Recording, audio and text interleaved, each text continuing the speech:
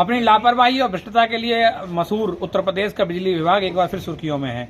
आपको बता दें कि अभी हम खड़े हैं आगरा के एतमादपुर में स्थित इस कार्यालय पर। ये विद्युत वितरण उपखंड कार्यालय है, जहां पर यहाँ जो एग्जीक्यूटिव इंजीनियर हैं, अर्थात अभियंता हैं, और एसडीओ का ये ऑफिस है, जहां पर आज जो एक सामाजिक संगठन है जिसका नाम सिस्टम सुधार संगठन किसान है, उनके पदाधिकारी, कार्यकर्ता और जो और अधिकारी पदाधिकारी जो हैं वो धरने पर बैठे हुए हैं। रात का समय करीब 11 बजे का समय है। अब देखेंगे कि वो जो दोपहर में धरना शुरू हुआ था वो किसी निष्कर्ष पर नहीं निकला है और यहाँ पर वो अभी भी धरने पर बैठे हुए हैं। आपको बता दें कि कल भी आगरा में एक भाजपा के विधायक छोटेलाल वर्मा जो फतेहाबाद के विधायक हैं, उन्होंने भी इसी विभाग के खिलाफ धरने पर बैठे थे। उसी तरह वो भी उसके गेट पर, जो कार्यालय गेट उस पर बैठ गए थे। उसी तरह का नतीजा यहाँ पे देखने को मिल रहा है कि यहाँ पर आम आदमी, किसान, कार्यकर्ता, जो सामाजिक कार्यकर्ता हैं, उनको धरने को होने को मजबूर है। और लापरवाही की हद इतनी है कि कोई भी जो सक्षम अधिकारी है वो अभी तक करीब इस धरने को 12 घंटे से ज्यादा का समय हुए जा रहा है, लेकिन कोई भी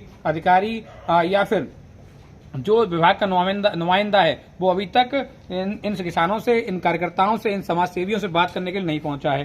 तो हम पहले समस्या जान लेते हैं कि किस तरह यह विवाद शुरू हुआ और क्या जरूरत आन पड़ी कि उन्हें यहाँ पर इसलिए मजबूर होना पड़ा कि रात में भी उन्हें यहाँ धरने पर बैठना पड़ रहा है। सिस्टम सुधार संगठन के जो अध्यक्ष हैं उनसे ही जान लेते हैं पहले। अंशुमन जी, क्या मामला था, हुआ क्या था, शुरुआत से बताएंगे, शॉर्ट में बताएंगे कि हुआ क्या था, क्या ऐसी जरूरत पड़ी है कि आपको यहाँ धरने पर बैठना पड़ा है? देखिए श्रीमान जी, एक अधिशासी अभियंता और विद्युत खंड एतमादपुर के द्वारा एक किसान के लिए नोटिस जारी हुआ था जी। और नोटिस उसके लिए हुआ था कि किसान का विद्युत का सिंचाई का ट्यूबवेल था, उसका 31 मार्च 2023 तक का बिल जमा है और तब तक का जमा है जब तक का सरकार की गाइडलाइन जारी हुई थी कि 31 मार्च 2023 तक का जिन किसानों का विद्युत बिल जमा है उनको बिजली फ्री मिलेगी सिंचाई के लिए। तो फिर भी इसके बाद भी किसानों का किसान का नोटिस जारी कर दिया। किसान वही नोटिस लेके आया और किसान को ये डर था, भय था कि कहीं ये एफआईआर हमारे ऊपर दर्ज ना हो जाए, चोरी की या बिल ना ड्यू होने का कोई कार्रवाई ना हो जाए जो बिजली एक्ट में के तहत होता है। अब किसान जब लेके आया तो पहले एसडीओ साहब से मिला। एसडीओ साहब ने कह दिया कि बड़े साहब से मिलिएगा। बड़े साहब से जब मिला तो बड़े साहब इनके एक्शन साहब है। एक्शन साहब को किसान ने नोटिस दिखाया कि श्रीमान जी हमारा तो बिल जमा है, आपने नोटिस क्यों जारी कर दिया? तो एक्शन साहब ने कहा कि मैं इस संबंध में आपसे वार्तालाप नहीं करूंगा। किसान ने कहा कि जब आपकी ऑफिस से और आपके द्वारा ये नोटिस जारी हुआ है तो आप बात क्यों नहीं करोगे? जवाबदेही आपकी है। तो इसको लेकर किसान से अधिशासी अभियंता ने अवज्ञा करी और जब किसान ने इसका विरोध किया तो ये कहा कि लठ बजाकर तुम्हें ऑफिस से निकाल देंगे। उसके बाद पीआईडी आई, पीआईडी वाले को बुलाया, उन्होंने जो इनकी सुरक्षा में सेवा देता है उसको बुलाया। उसने धक्के मारते हुए और गाली गलौज करते हुए हमारे किसान को बाहर निकाला। किसान ने जब हमसे संपर्क किया किस प्रकार की घटना घटित हुई है तो हमने अधिशासी अभियंता महोदय से फोन के माध्यम से वार्तालाप की। तो अधिशासी अभियंता ने कहा कि वो किसान आया था, कोई कागजात नहीं लेके क्या आया था, और तो हम क्या देख के उसको बता देते। तो मैंने कहा ये तो चलो ठीक है, वो कागज नहीं लेके आया तो बात अलग है, लेकिन आप लट्टू बजाओगे किसान पर, ये अधिकार किसने दे दिया? फिर उन्होंने कुल मिला के लिपापोती की। फिर 1 घंटे बाद किसान मुझसे संपर्क किया, उसने मेरे पास आया। किसान से मैंने पूछा तुम कागज क्यों नहीं लेके गए थे? तो किसान ने ये कहा कि जो नोटिस मेरे पास आया था उसी को नोटिस को लेकर मैं वहां पहुंचा था अधिशासी अभियंता के बहुत। और मैं आपको बता दूं और आप भी सब लोग जानते हैं कि जो नोटिस जारी होता है उसमें नाम, सनौप और एड्रेस, उसके बाद अकाउंट नंबर और जो विद्युत कनेक्शन संख्या, सारा पूरा डाटा होता है। तो जब हम कोई जो नोटिस जारी हुआ है वही नोटिस किसान लेके आए तो आप अपने कंप्यूटर ऑपरेटर जो बैठा होता है ऑफिस में उसको देते आप और दिखवा लेते और ये कह देते कि यदि बिल इसका जमा होता तो कह देते गलत पहुंच गया है, और नहीं तो अगर इसका बिल ड्यू होता तो कह देते कि आपके बिल ड्यू है। हुआ क्या था फिर इसके बाद? यह है कि और एक चीज और कह रहे थे, आपको मैं थोड़ा बताना चाहूंगा कि हमसे जब फोन पर वार्तालाप तो एक्शन अधिशासी अभियंता महोदय ये कह रहे थे कि इस तहसील के अंतर्गत 60,000 किसान हैं और उपभोक्ता हैं, तो 60,000 के लिए भी नोटिस जारी होगा। मैं आपसे ही पूछ लूं, आप पत्रकार हैं, आपका विद्युत बिल जमा है, आपका समाज में एक अपना स्थान है, आप चोरी नहीं करते, आप गलत काम नहीं करते हैं, और यदि ऐसी कंडीशन में आपके खिलाफ कोई नोटिस जारी हो जाए तो आपको गलत लगेगा कि नहीं? ये एक सामाजिक दायरे में आता है, सामाजिक अपमानी है ना।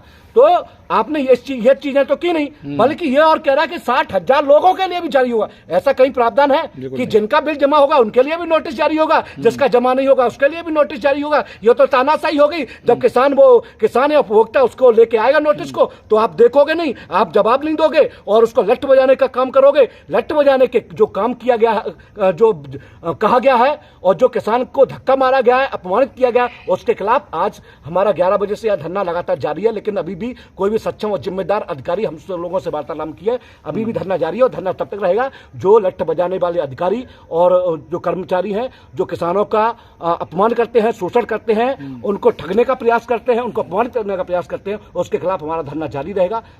किसान नेता राजेश शर्मा जी हमारे साथ में हैं। राजेश जी, क्या नौकरशाही इतनी बेलगाम हो गई है? क्या एक किसानों को इस तरह से बदतमीजियां की जाएंगी और इतना बड़ी लापरवाही की कोई भी अधिकारी और जो जिम्मेदार लोग हैं वो किसानों से बात नहीं करेंगे? आप लोगों को यहाँ बैठना पड़ेगा। मैं राजेश कुमार शर्मा, भारतीय किसान यूनियन स्वतंत्र का राष्ट्रीय उपाध्यक्ष जी। मुझे जैसे ही मालूम पड़ा कि एतमादपुर बिजली घर पर हमारे छोटे भाई अंशुमन ठाकुर जी ने धरने पर बैठे हैं, जो कि उनके साथ एक्शन एतमादपुर ने अभद्रता से मतलब बात की, जो कि उनको नहीं कहनी चाहिए, क्योंकि किसान एक भोला भाला इंसान है, उसके साथ जास्ती नहीं होनी चाहिए। जबकि किसान पे लाठी अगर बजाने की बात एक्शन कहता है, एक सरकारी कर्मचारी अगर इस तरीके की अभद्र भाषा का प्रयोग करता है तो ये बहुत ही दयनीय है।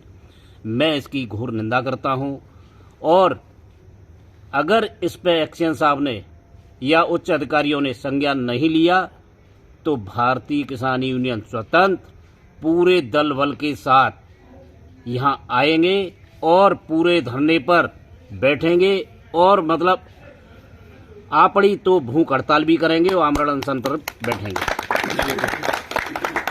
आमरण अनशन की चेतावनी किसान नेता दे रहे हैं, लेकिन ये बड़ी बेजा की बात यह है कि रात के करीब 11 से ज़्यादा का समय हो गया है और 11 बजे ये धरना शुरू हुआ था, लेकिन किसी ने भी यहाँ पर किसी अधिकारी ने, चाहे वो एसडीएम एतमादपुर हो, हालांकि जो जिन पर आरोप है वो अपने आप एक सक्षम अधिकारी हैं, इनके ऊपर खुद जिम्मेदारी है होती है। कोई इनका कर्मचारी या अधीनस्थ जो किसी तरह की बदतमीजियां किसी उपभोक्ता के साथ, किसी भी किसान के साथ करता है तो उनकी जिम्मेदारी खुद ये बनती है कि वो यहाँ आएंगे, लोगों से बात करें। लेकिन अब आरोप उन्हीं पर है। त्यागी जी, आरोप एक बड़े अधिकारी पर है। क्या लगता है कि नौकरशाही किस ओर जा रही है? देखिए, आप एक सबसे बड़ी बात है कि ये जिम्मेदारी जो सरकार ने इनको दी गई है, बाकी इन लोगों ने भी एक प्राइवेट रूप में इनको डाल दिया है। जो लोग वो प्राइवेट में भी यहाँ जुड़े हुए हैं, वो यहाँ नज़दीक के जो गांव हैं जितने भी हैं, एक तो टाइम से लाइट भी नहीं मिलती है उनको, दूसरे नंबर ये लोग जाते हैं और कुछ किसान अपने खेतों पे चले जाते हैं, कुछ व्यापारी भी हैं वो व्यापार वर्ग में चले जाते हैं।